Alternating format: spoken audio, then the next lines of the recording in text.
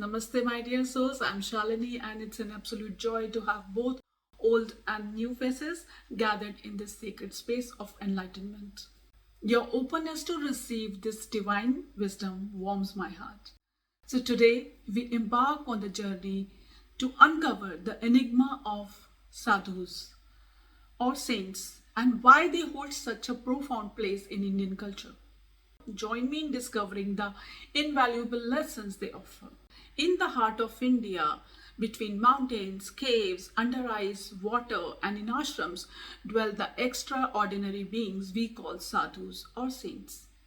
In Hindu culture, sadhus are considered as pure as divine. They are more than meets the eye, self-realized souls with yogic powers that defy imagination. These powers are so sacred that they can't be displayed in the public. Displaying or misusing of such powers are karmic in nature. Displaying them without permission is as heavy as they can be taken away or blocked to use further. Many of us think that sadhus are beggars, but they are not mere beggars. They have transcended earthly attachments. Understanding the true wealth lies within.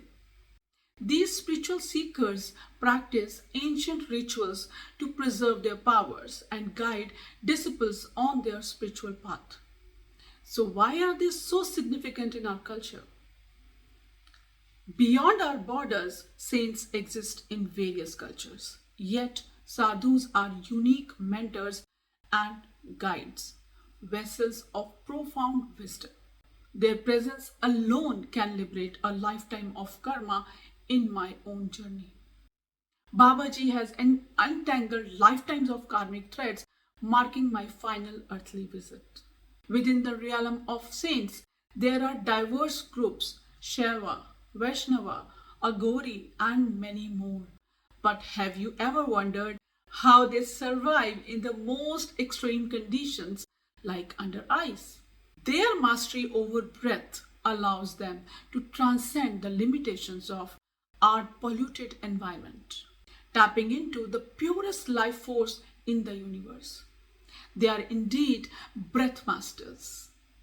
Now, you might be curious, what occupies their time when they forego the routine of cooking, socializing, and eating, etc.?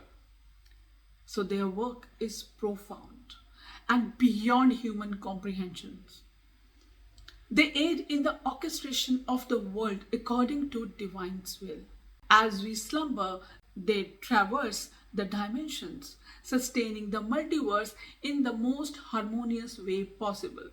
And then there is shape-shifting, a power attained through rigorous sadhana.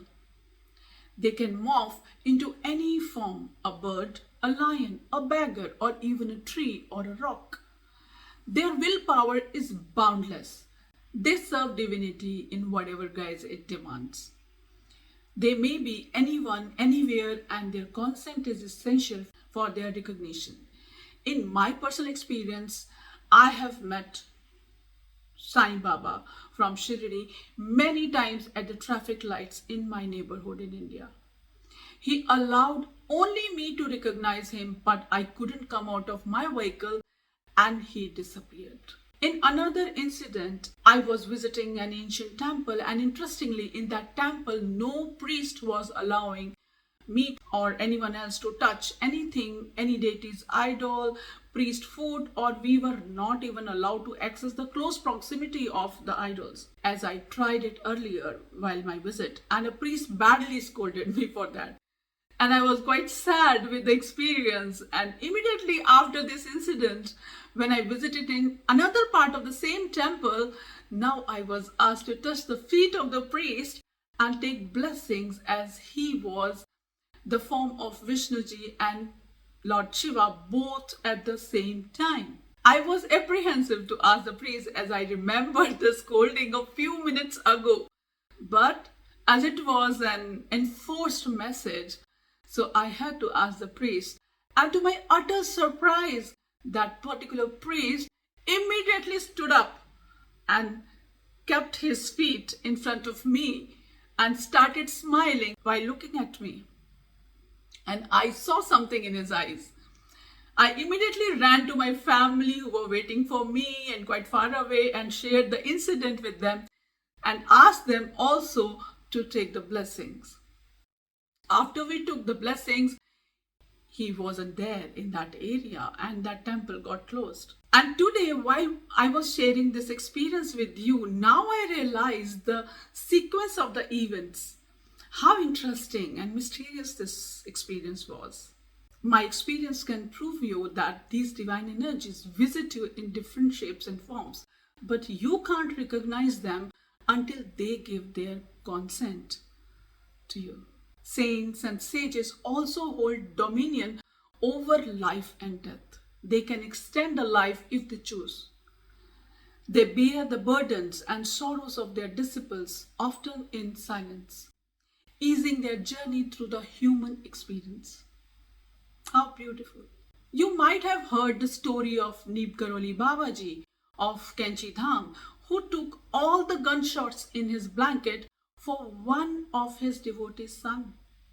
It's a great story of Babaji's mystical experience to read on Google.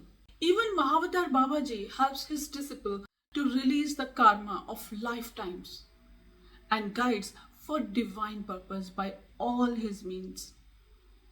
But here is the crux. Not all sadhus are cut from the same cloth. Discernment is the key. In this age, there are those who masquerade as sadhus. It's a dualistic stance of forces, a challenge for seeker like us. Some are still on the path of seeking as sadhu. So let's receive the ancient wisdom of respecting saintly beings. Serve them, feed them, for you never know who stands before you. I mean, for me, it's a total different experience. And in doing so, we pass down a legacy of reverence to the next generation.